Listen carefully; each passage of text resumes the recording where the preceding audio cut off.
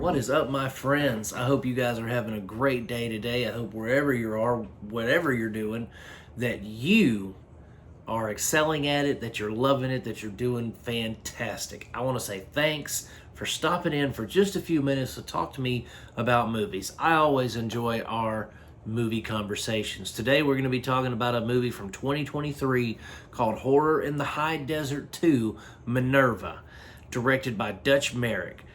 Now, the first Horror in the High Desert caught me completely by surprise, okay? I watched that one year. I think I watched it maybe last year or year before last for Halloween during my horror movie marathon.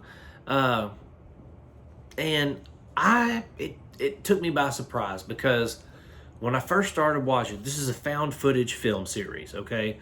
Everything is handheld cameras, flashlights, that kind of thing. There's no big production, and it's film documentary style, right? And that's what got me. That's what hooked me.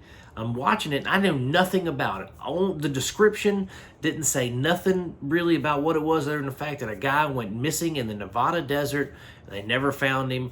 And this is, the only thing they found was his truck and a tape recorder. And so I was like, okay, let's see what this documentary is about, because I thought it was a documentary.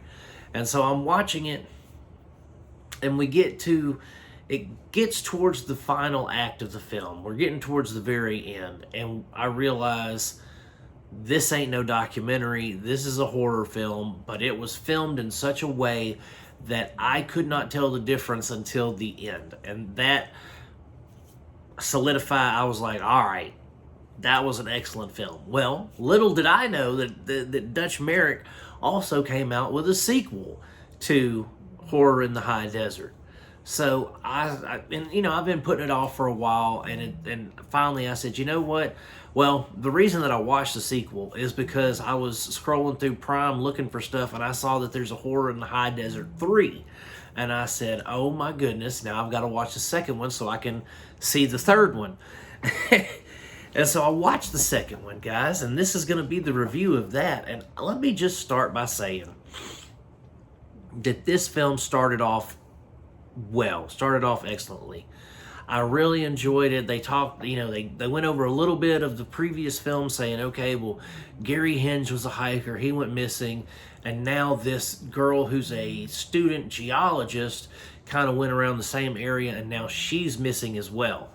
And so I'm like, oh snap, what happened to her? Are we going to get the same kind of Goonies, same kind of ghoulies that we got in the last one? And so, you're watching it and you're following, she was a student, she was this, she was that, and they show you some, video that they found that she recorded. They found, it's a lot of video in her trailer and all that kind of stuff. And then what really kind of took me back was we get to about the middle of the second act, and it completely changes characters on you. Like, we're supposed to be focusing on Minerva, or Minnie, as we called her, or as they called her, I suppose. We're supposed to be focusing on her, and then when we get to, like I said, middle of the second act, we start focusing on another character, and I can't remember her name for the life of me, because it was so abrupt, and it was such a change that I'm just like, what just happened? Is this the same movie? And that didn't sit well with me, because it's almost like they didn't have enough enough footage or whatever it was to finish Minnie's story, so they jumped over to this lady who was just traveling on the high desert road and had car trouble, right? And then something, oogie boogie gets her. But my thing is, that was really the only thing that threw me off. The filmmaking was still excellent. They still were able to capture that atmosphere of complete dread. You're walking through the desert at night with just a camera and a flashlight, and then you're seeing, for instance, there's some really, really good imagery where the lady's broken down, and, she's got her dash cam on. And of course, if you're watching it, something's going to be in the window somewhere. So, of course, something passes over the back window, and you're like, oh, it's going to get you, And then there's another part where she's sitting in her car, and it's like, she's looking out with her flash, or with her cell phone, or she has her cell phone on, but she doesn't have the flashlight on. And as a car comes around the corner, the lights kind of illuminate her, and you can see the outline of a figure like in the brush. Excellent cinematography. That's the kind of stuff that I'm talking about when it comes to being eerie and creepy and scary. Like it was legitimately like unsettling to see that, you know. Those unsettling images create that atmosphere of fear and anxiety, and that's what you're shooting for in a horror movie. So the director Dutch, he did fantastic with the way that he crafted his scenes, the way that he crafted his story. I mean, well, I say he crafted his story. The story was kind of after the second act, like I said. But his scenes and his camera work, everything was impeccable to the point where I was really engaged in it. But at the same time, it felt lackluster compared to the first film. You know what I mean? It felt very, very lackluster.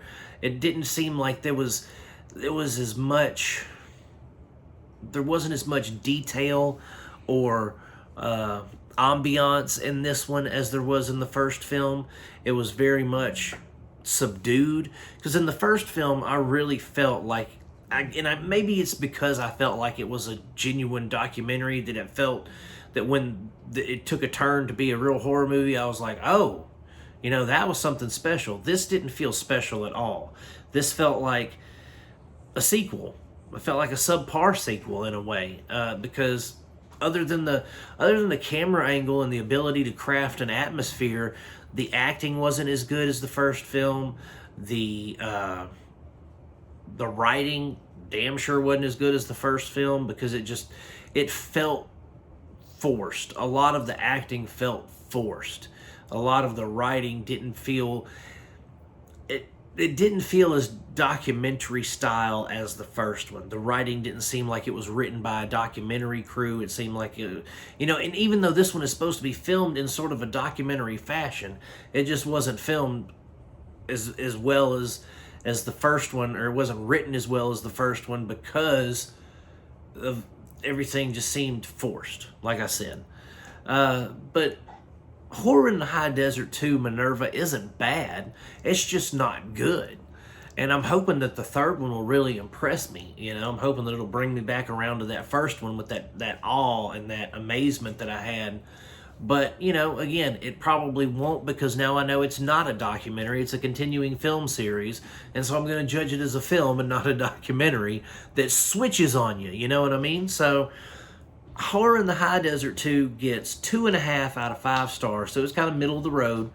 And you can check it out on Tubi if you want to. I highly recommend watching the first one first, and then watching the second one, because you need to, you kind of need to know who started the whole thing with Gary Hinge and his story, and then follow into this one. But that's it, guys, for Horror in the High Desert. Thank you so much for watching. If you guys have checked out any of the Horror in the High Desert films and you liked them, didn't like them, whatever, put it in the comments section. Let's talk about it. And, guys, I'm going to keep making them as long as you guys keep watching them. Like and subscribe. Click the bell for notifications. I love you. Peace out, and I will see you next time.